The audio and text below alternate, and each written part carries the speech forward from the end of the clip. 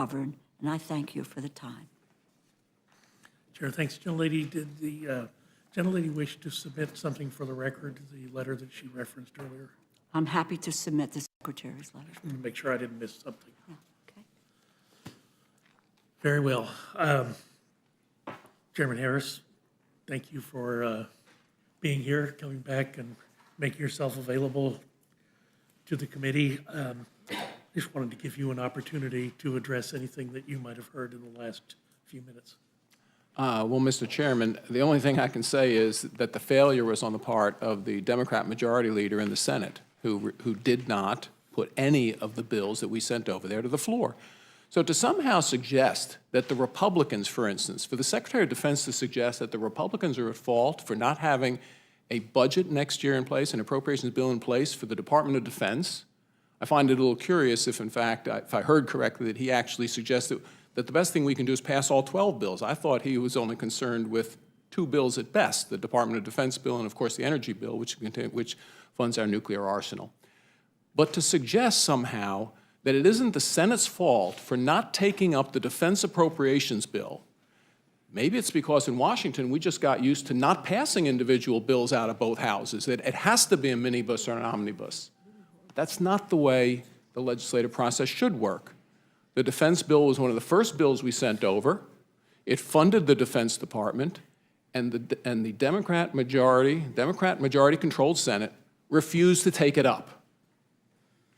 So I'm just curious if the Secretary of Defense is going to write a little note to Mr. Schumer over on the other side of the Capitol to suggest that maybe he ought to take up the bill tomorrow, or next week, or the week after, and we could come to a quick resolution on defense and take that off the table. But that's not the way business is done in Washington anymore. It's all got to be one part of some big package where you even have co-opted the Secretary of Defense into that to somehow suggest that you have to pass all 12 bills in order for the Defense Department to be appropriated. I'm not sure. I missed that in my pocket copy of the Constitution. I'm not sure it's in there, but that's what it's become.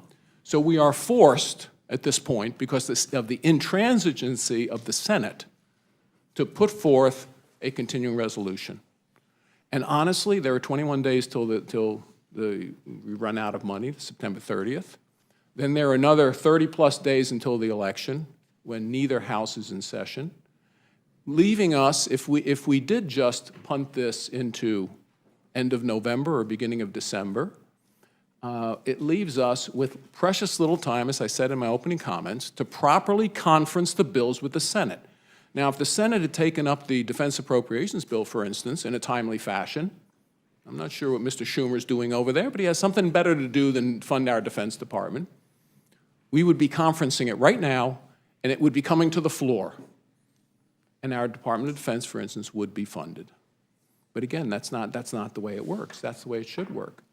And conferencing is not going to be done quickly, should not be done with the end of the year hanging over us. In fact, it will take months to conference these bills. And let's remember why we are late.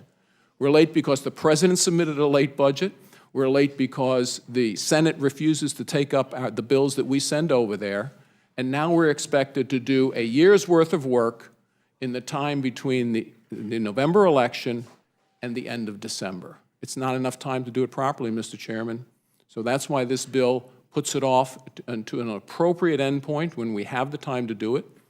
It includes the SAVE Act, which, Mr. Chairman, when I go around the country, people are kind of concerned with the number, the millions and millions of people who have entered this country illegally under this administration. And without the protection of the law in place, could indeed, in some jurisdictions, register to vote, perhaps even for a federal election. This is so important that we need belts and suspenders, because some people will say, well, we don't need the SAVE Act, it's already illegal. This is so important you need belts and suspenders, because this is what the American people are talking about now. They're talking about probably over 10 million people entering this country illegally in the last 3.5 years.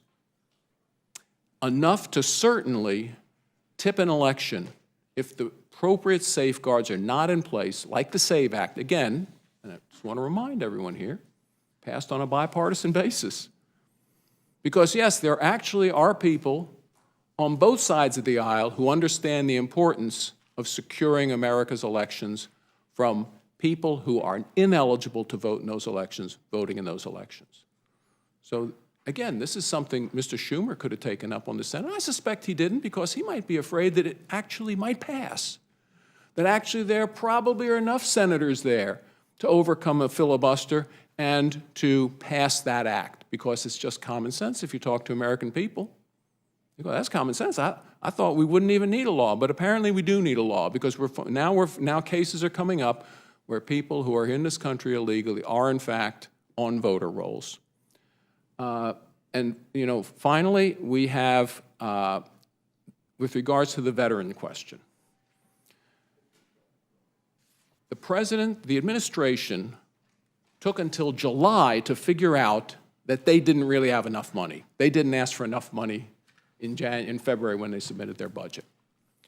Well, that's pretty stunning, because I would think that the whole purpose of them, and I'm sure they have a lot of people in that department that does budget projections, that they should have projected well in advance and requested that money for this fiscal year. So at the late date in July, they come forward and say, no, we actually need, you know, tens of millions of dollars more.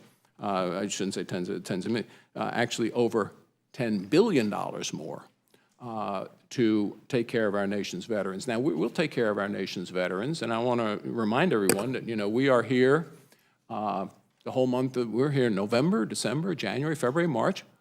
If there is a need that is not addressed in this continuing resolution, this Congress is in session for 5 of the 6 months of this continuing resolution, and we could deal with it at that time.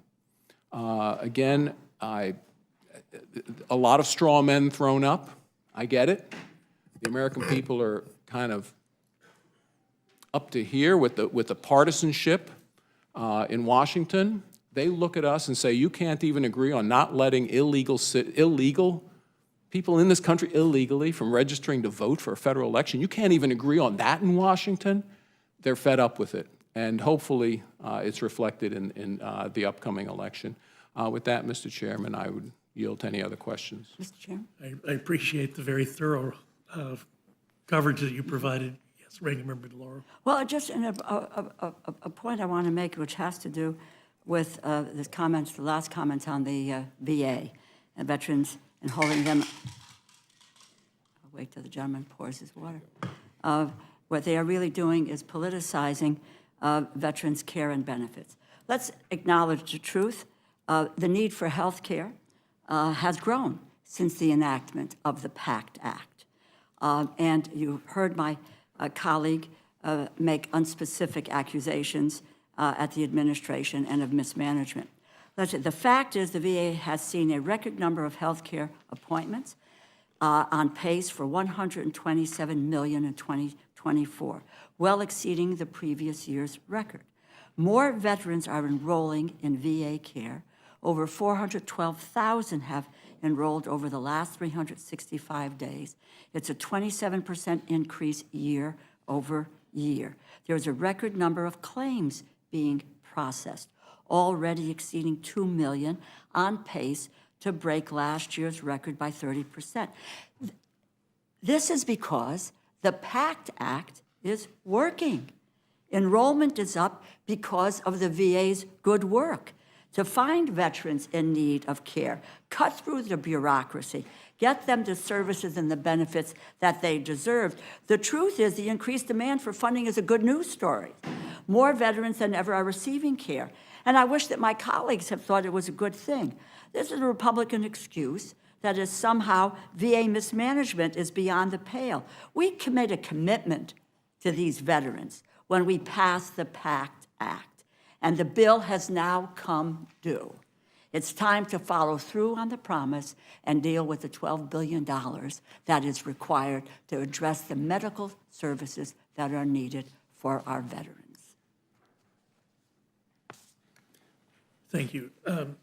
Chairman Harris, if I could just ask you one other question, and it's a little bit on a different topic. And I appreciate the fact the committee did work through all 12 appropriations bills when the work was being done on labor HS. There was some discussion of including a reauthorization for the National Institute of Health as part of the bill. From my reading of the continuing resolution in front of us, there is no such reauthorization of the NIH that will occur as a result of the CR. In other words, that will still need to be done in the after the expiration of the CR. Yes, that is correct. There was I'll call it generally a organizational reform that was suggested in the bill as passed out of the House, but it is not one of the anomalies in the continuing resolution. That's correct. Very well. I thank both of you for your testimony today. Mr. McGovern, you're recognized for questions.